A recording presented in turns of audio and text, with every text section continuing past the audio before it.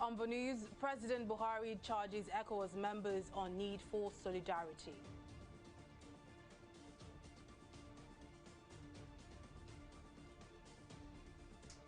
National Assembly to pass proposed 2022 budgets this week.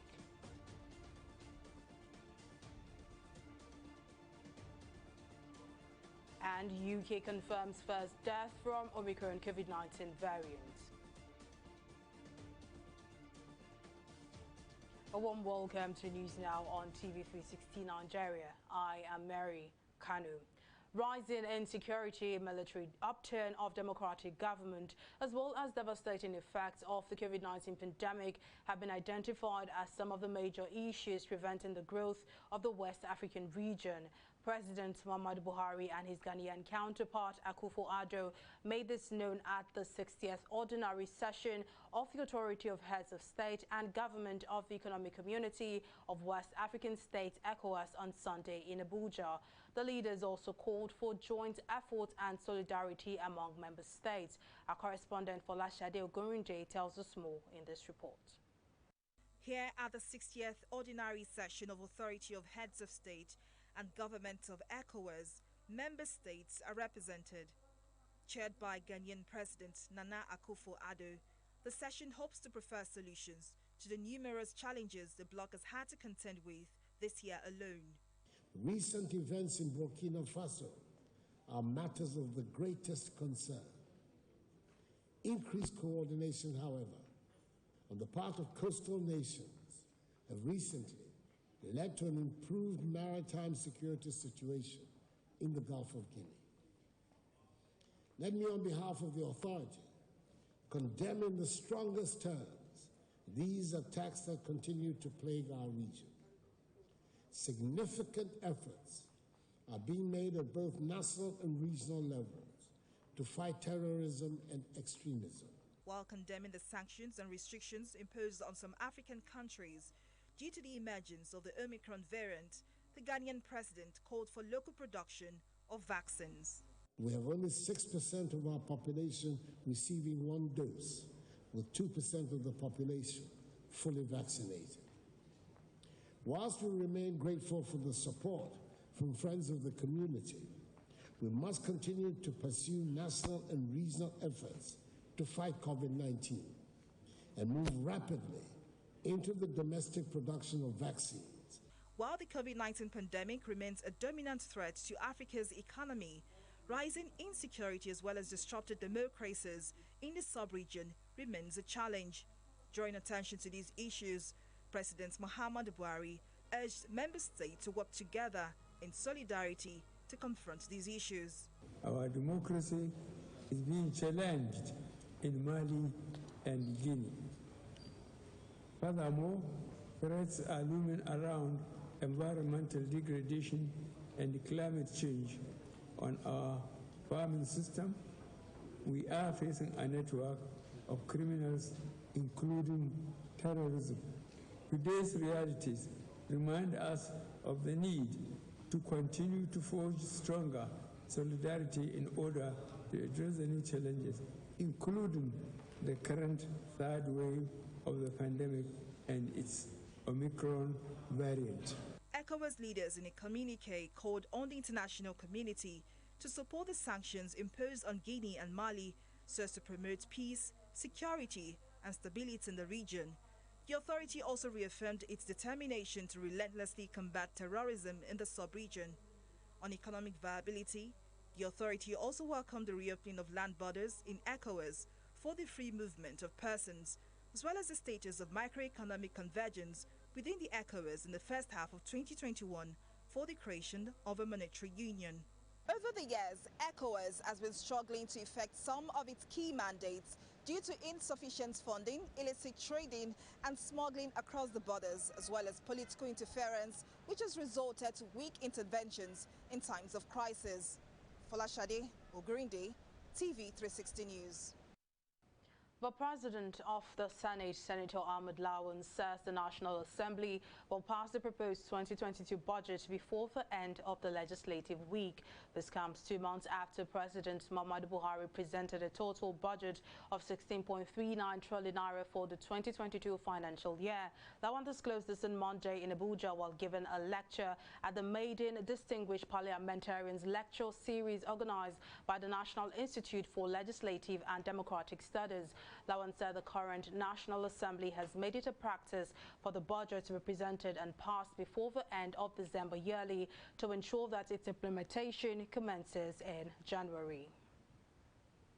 And Nigeria joins the rest of the world on the 12th of December to celebrate the Universal Health Coverage Day, an official United Nations designated day set aside to raise awareness on the importance of strong, resilient health systems and universal health coverage. This year's theme, Leave No One's Health Behind, Invest in Health Systems for All, is a call on the government, donors and leaders in all sectors to invest in health systems that leave no one behind. As a way of pursuing universal coverage, many countries have adopted healthcare and health financing policies to broaden their health services. In Nigeria, however, less than 5% of a country's population have health insurance, and most Nigerians pay out of pocket for their health services. Well, joining me now on the news to talk more on this is medical practitioner Toluwani Orungbeja. Thank you for joining me on the news. Now, how would you rate the level of universal health coverage in Nigeria? Like you rightly put it in your introduction, the level of coverage is really, really poor.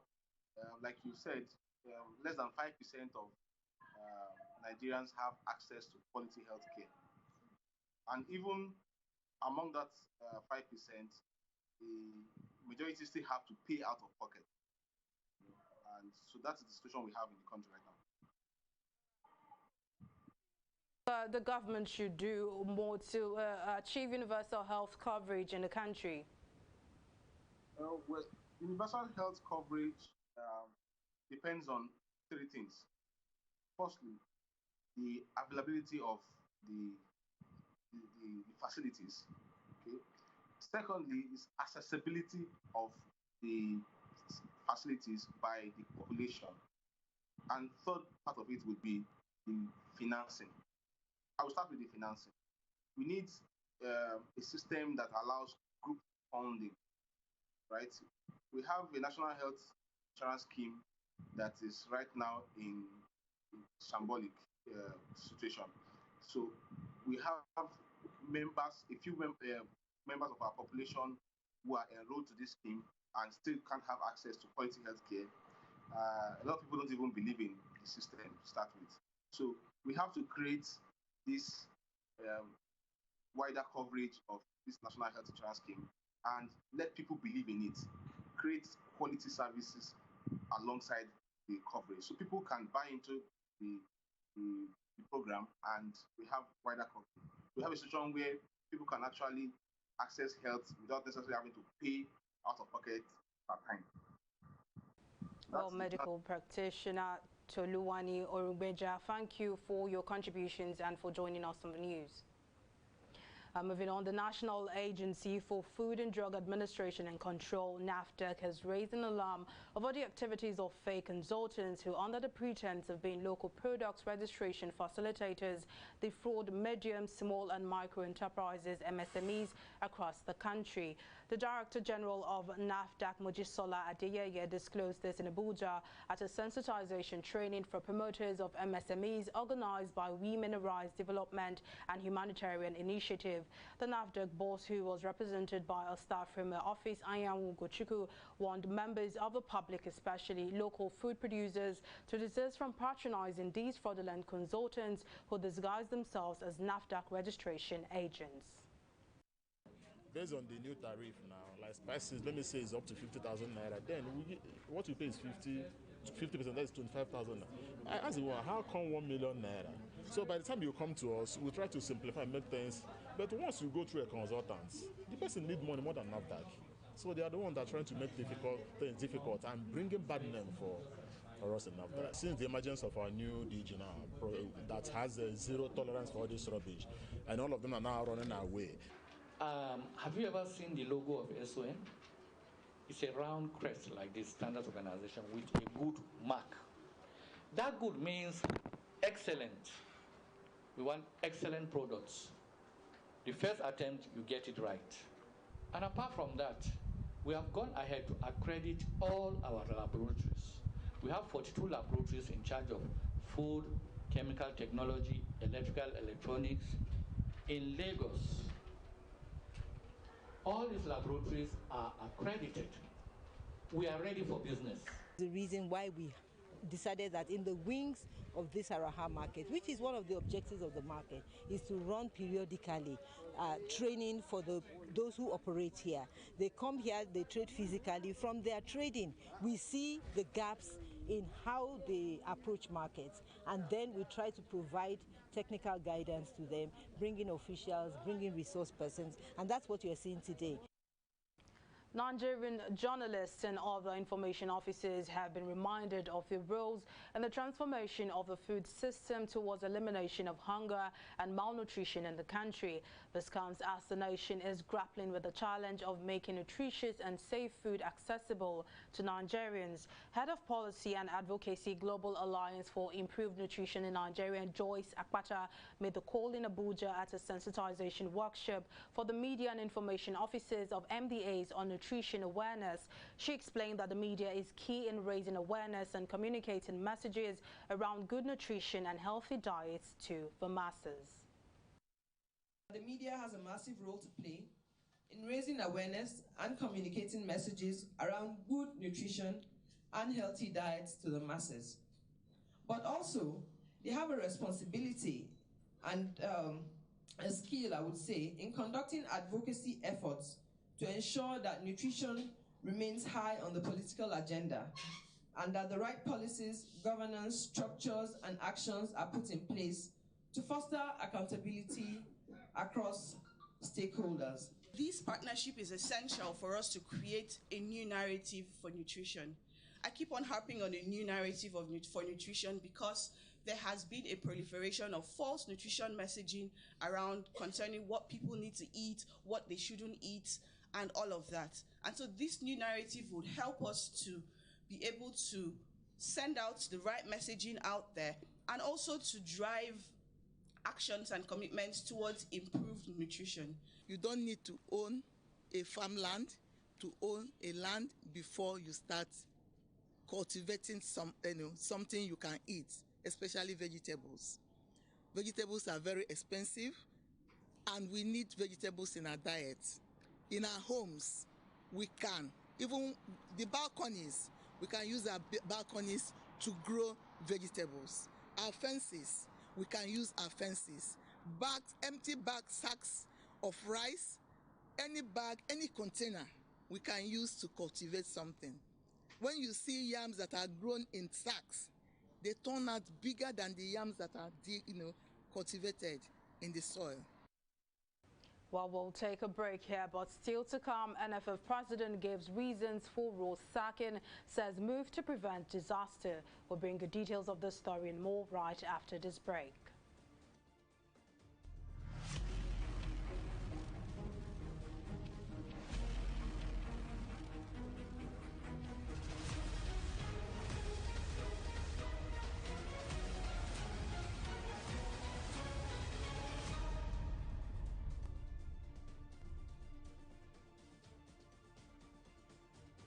Welcome back. Here's a recap of our top story tonight. Rising insecurity, military upturn of democratic government, as well as devastating effects of the COVID-19 pandemic have been identified as some of the major issues preventing the growth of the West African region. President Muhammadu Buhari and his Ghanaian counterpart Akufo-Addo made this known at the 60th Ordinary Session of the Authority of Heads of State and Government of the Economic Community of West African States, ECOWAS, on Sunday in Abuja. The leaders also called for joint effort and solidarity among member states. Well, in case you missed any of our news bulletin or for more updates, to log on to our website on www.tv360nigeria.com. You can also follow us on our social media platforms on Twitter, Instagram, YouTube, and Google Plus at TV360 Nigeria. On Facebook, we're at TV360 Online.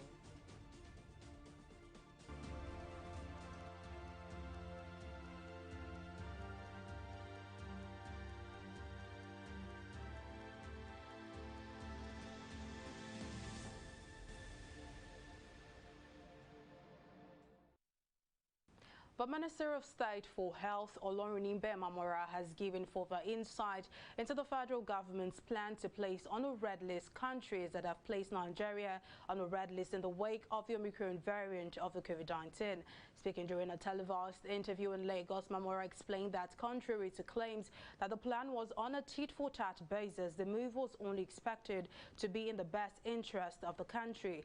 The minister, who also spoke about the exit of many medical practitioners from the country in search of greener pastures abroad, says health workers consider remuneration, conducive environment and available equipment among other factors before leaving the shores of Nigeria.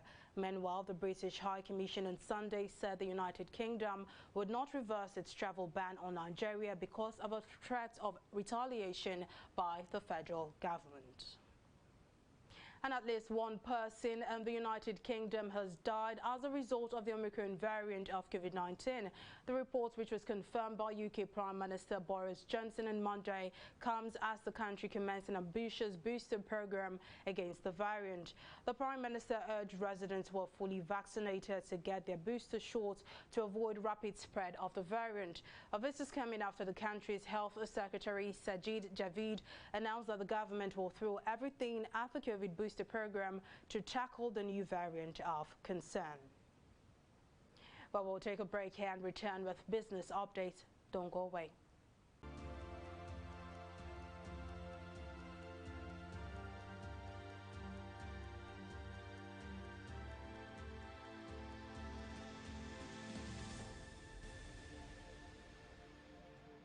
In the last 3 years, we have built a multi-purpose center which is the envy of all in our constituency. And I can tell you that the people who are living there are already enjoying it.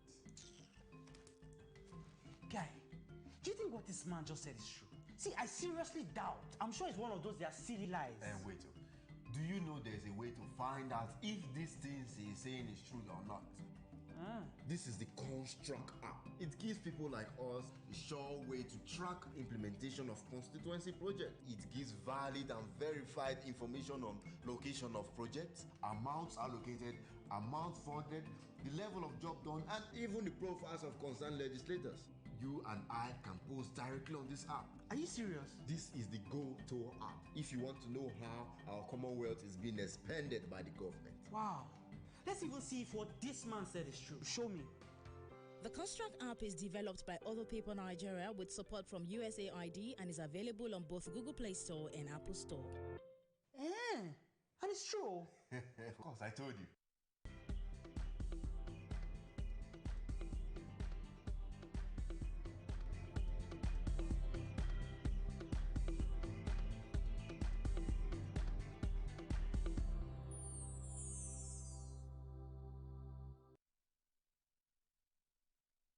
Welcome back. Up next is business news and stock market review with Abisola Adebayo. Over to you now, Abisola.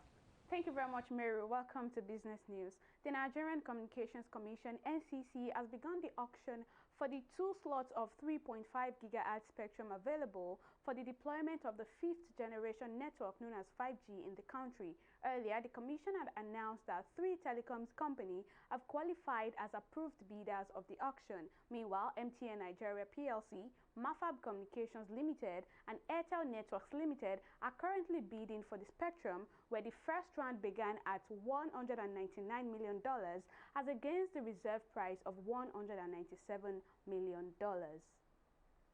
We take a break here and return with a review of the stock market.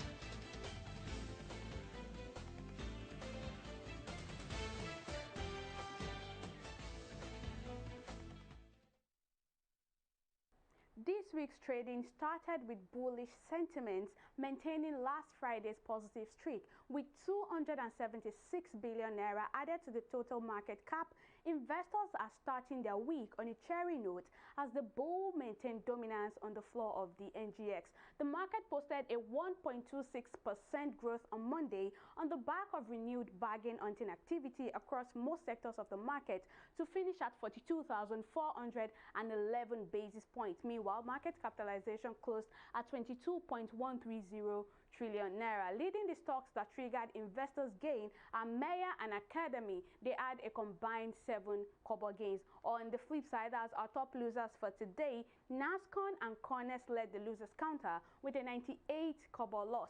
The level of activity, that's the market summary, the level of activity at the exchange market was poor as the trading volume and value depreciated, except the number of deals that improved by 23%. That's why we have 4,426 deals on the market today. At the close of trading, over 20 stocks gained while 16 lost. Another positive for the market. Moving on to the foreign scene, that's the FTSE, the Dow Jones and the Nikkei. After what looks like a fairly flat start to the day, the FTSE slowly pushed lower to register its worst session so far this month. The market is believed to be affected by Prime Minister Boris Johnson's statement over the weekend that a tidal wave of Omicron virus might be headed to the UK. Also, the US stocks fell on Monday on worries about the Omicron coronavirus variant ahead of a Federal Reserve meeting later this week. Meanwhile, it's a different story in Japan, where Japan stocks were higher after the close on Monday as gains in the paper and pulp, railway and bus and real estate sectors led shares higher. That's all on Stock Market Review. Over to Mary for the rest of the news. Well, thank you for that update, Bisola. And on the global scene, U.S. President Joe Biden has declared a major federal disaster in Kentucky after a swarm of deadly tornadoes ripped across the country's central region. The president had previously declared the storms a federal emergency, and the move to designate the storms a federal disaster paves the way for additional aid as thousands face housing, food, water and power shortages.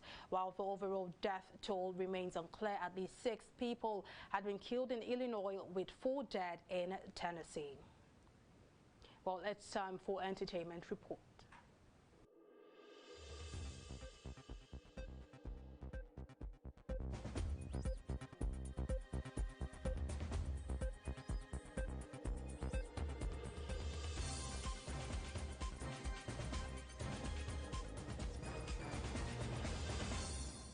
(2022) is set to be a busy year for Kule Afolayan's KAP Productions, with another feature film already in the works. The filmmaker recently entered on a new production titled Anikulapo, set in Oyo State. News of Afolayan's new production comes in the wake of his soon-to-be-released Yuletide Netflix original, A Niger Christmas. The film, which will be the director's second Netflix production this year, stars late Rachel Oniga, who shot the movie before her demise, Kunle Remi, Efa Iwara and Alvin Abayomi, and the movie will debut on the streamer on December 16th. Nollywood actor Samuel Ajibola, popularly known as Spiff, and his wife Sandra have welcomed their first child, a baby boy, barely a week after the actor attained a master's degree in public administration from Ajayi Crowther University in Oyo State. The new parents took to their individual Instagram accounts on Monday to share the good news. Friends and colleagues of the couple took to the comment sections to congratulate the newest parents on the birth of their first child. Miss Universe Nigeria Maristella Opala emerged winner of the Best in National Costume Award at the 2021 Miss Universe Grand Finale, which took place in Israel on Sunday. The costume, designed by Filipino fashion student Kenny Gaspar, was inspired by a well-known traditional masquerade of a tribe in southern Nigeria, and it featured a beaded headpiece, an ornate tribal mask, and a brilliant ancient back cape. Meanwhile, Nadia Ferreira of Paraguay and Laleila Miswani of South Africa were the first and second runner-up, respectively. And that is all that we have for you on the entertainment segment of News Now.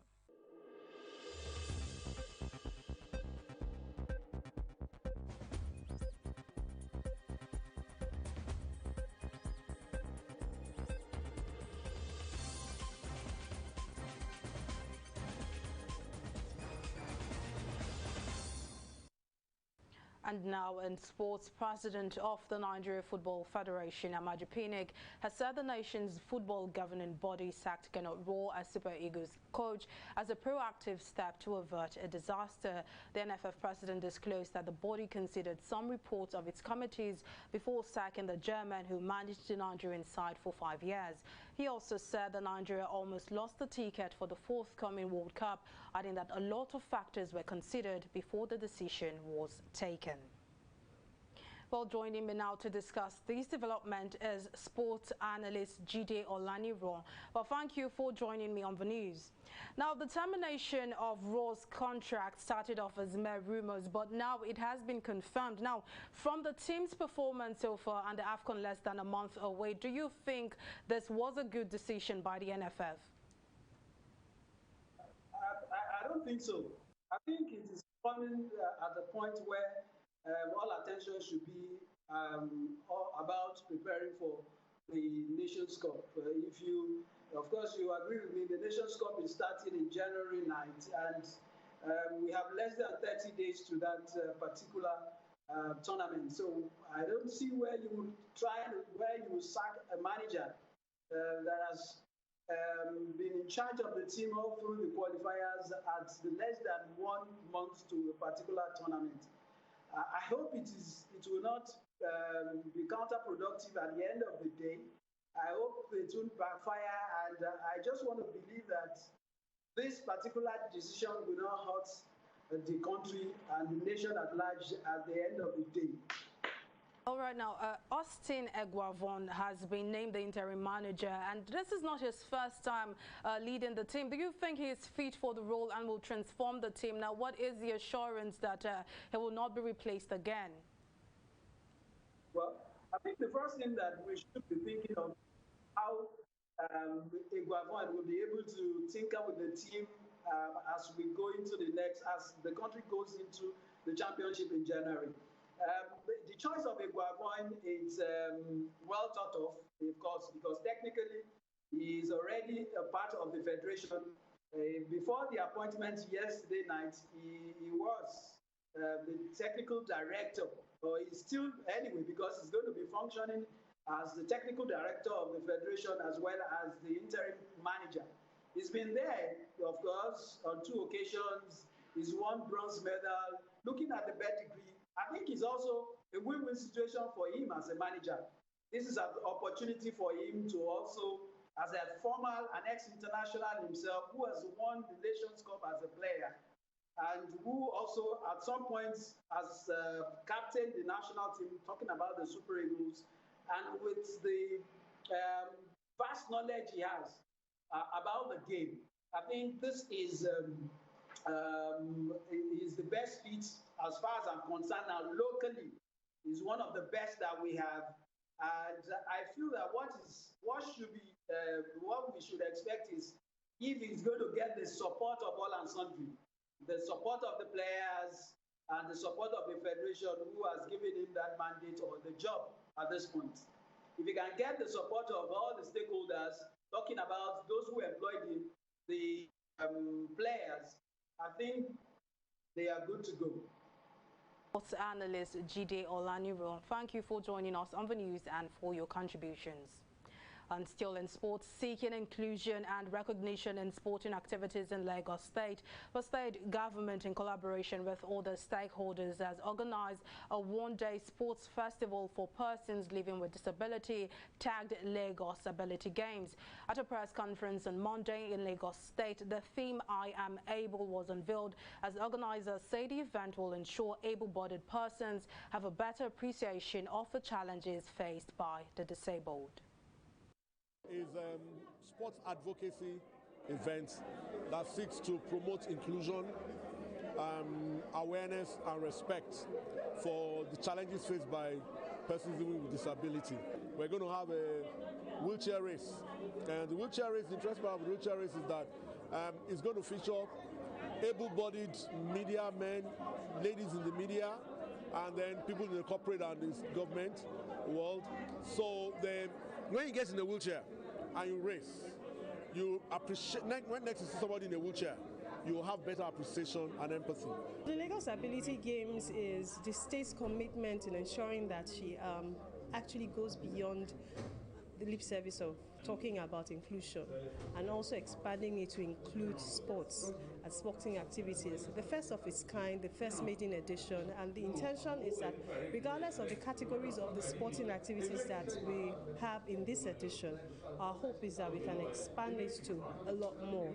And you know, when we see corporate sponsorship, when they see that, oh, the maiden edition went well, everybody will come on board. We'll get the trainings that are required. We'll get the materials that are needed to train the athletes. Ability Games is the first of its kind in Nigeria, a sports festival for people with disability to discover and promote talent among them. I'm sure you are aware that Nigeria has consistently performed well at global and international sporting events. Anytime you see those people, that might as well be Lagos, because they all stay in Lagos. They all train in Lagos, because Lagos is where they have the sporting facilities for persons with disability. Lagos is where they have the structure and policy framework environment that encourage persons with disability to thrive. Well, on that note, we call it a wrap on the news at this time. Well, thank you for watching. I am Mary Kanu. Bye for now.